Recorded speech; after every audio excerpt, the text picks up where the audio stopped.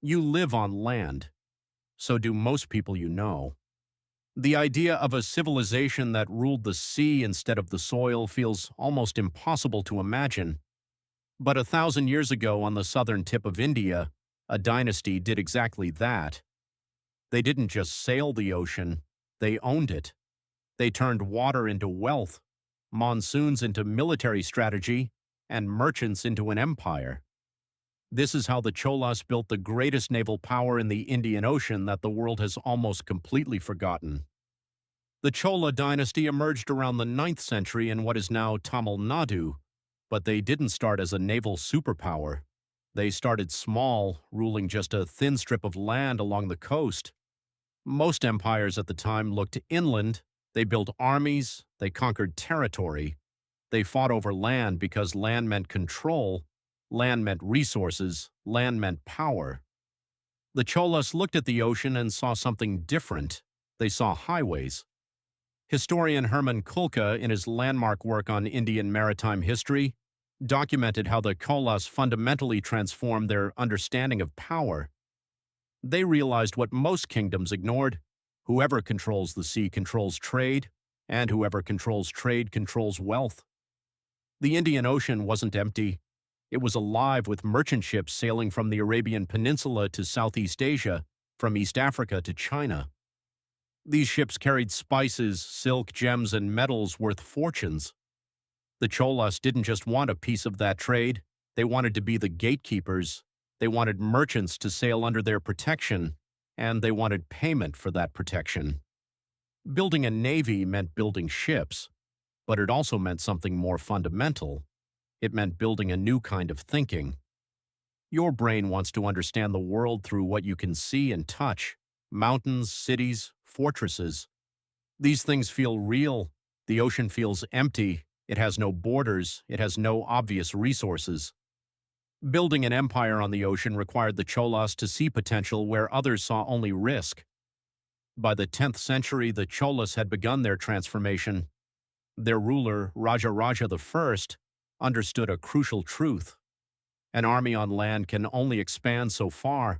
Its supply lines stretch thin. Its soldiers get tired. But a navy can reach anywhere the wind blows. The Chola navy grew rapidly. Ships called catamarans and sailing vessels called kalam were constructed in massive shipyards along the coast. These weren't crude boats. They were engineered for long-distance ocean travel, built to survive monsoon storms and carry heavy cargo across the Indian Ocean. Raja I's son, Rajendra I, took his father's vision and transformed it into something legendary. Around the year 1010, Rajendra launched a naval expedition that reshaped the region. His fleet sailed south to Sri Lanka. Then they sailed north along the Indian coast. But they didn't stop there. They kept going. They sailed across the Bay of Bengal. They reached the Andaman and Nicobar Islands. Then they arrived at Sumatra and Java. Maritime historian Michael D. Cades documented these expeditions in detail, showing that the Chola Navy reached territories that were previously thought to be beyond Indian reach. They didn't just sail there. They established control. They set up trade posts. They extracted tribute trade the way you might imagine it. Two people meeting face to face, exchanging goods. But the Cholas created something far more sophisticated. They created a trade network that stretched across oceans. Merchants from the Chola ports would set sail knowing their government had agreements with other kingdoms. They knew their ships would be protected. They knew their goods would be taxed and regulated, but they could count on safe passage. This was revolutionary. This was how you turn chaos into commerce. The Chola presence in Southeast Asia wasn't just military or commercial, it was cultural. Traders brought Tamil language, Hindu temples, and Chola administrative systems with them. In Java and Sumatra, you can still find temples and inscriptions that bear the mark of Chola influence. The Cholas didn't just want your gold, they wanted you to think like them, to build like them, to worship like them. This is how empires truly expand, not through conquest alone, but through the slow transformation of a people's entire way of seeing the world. Back in the homeland, the Chola state was funding this expansion through trade taxation. The ports of the Coromandel coast became the beating heart of the empire. The port city of Kavaripatnam was one of the greatest trading centers in the world. Ships arrived daily from Arab merchants, from Chinese traders, from merchants across Southeast Asia. Each transaction was taxed, each cargo was registered. The Chola government controlled the information about who was trading what and for how much. This information gave them power. They knew what goods were valuable. They knew which merchants were reliable. They could manipulate trade to suit their interests. But here's where the Cholas made their most brilliant move. They didn't just tax trade, they participated in it. The Chola government owned merchant ships. They were simultaneously rulers and businessmen. This meant that when their navy protected trade routes, it wasn't just an act of governance. It was a direct investment in their own commercial interests. They were protecting their own ships. They were ensuring their own profits. The line between military force and economic incentive became completely blurred. This is why their system worked so efficiently. The Navy, the government, and the merchant class all had the same goal: control of the Indian Ocean. The Chola administrative system was equally sophisticated. Rajendra established a bureaucracy specifically designed to manage a maritime empire.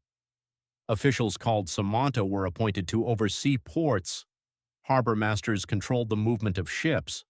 Tax collectors recorded every transaction. Inspectors verified the quality of goods. This wasn't just about collecting money. This was about data. The Cholas were collecting information about global trade patterns 400 years before Columbus sailed the Atlantic. Your modern world assumes that empires are built on territory and military might. But the Cholas proved something else was possible. An empire could be built on control of information, on the creation of networks, on the taxation of motion itself. You don't need to own every piece of land if you control what moves across it. You don't need to conquer every city if merchants fear what happens when they sail without your protection. The Chola naval dominance lasted for nearly 2 centuries. Then gradually it declined. Trade patterns shifted. New powers emerged. The discovery of new sea routes would eventually bypass the Indian Ocean entirely. By the 15th century, the Chola naval empire was a memory, but the impact remained. The Chola ports had connected India to the world. Tamil merchants, inspired by Chola precedent, would continue trading across the Indian Ocean for centuries. The cultural influence they spread in Southeast Asia would last 1,000 years. When you think of empire, you think of conquest. You think of armies marching across deserts and through mountains. But the Cholas whisper a different truth. They tell you that empires can be built on something invisible, on networks, on trade, on the simple fact that everyone needs something from somewhere else. The Cholas didn't just build ships and sail the ocean. They understood that the ocean wasn't a barrier, it was a connection.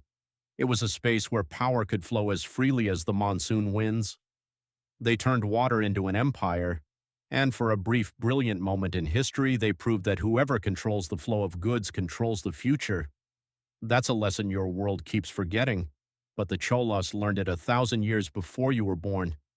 And they built the greatest maritime empire the Indian Ocean would ever see by simply understanding one thing you still struggle to grasp. Power isn't about what you control. It's about what moves through your hands.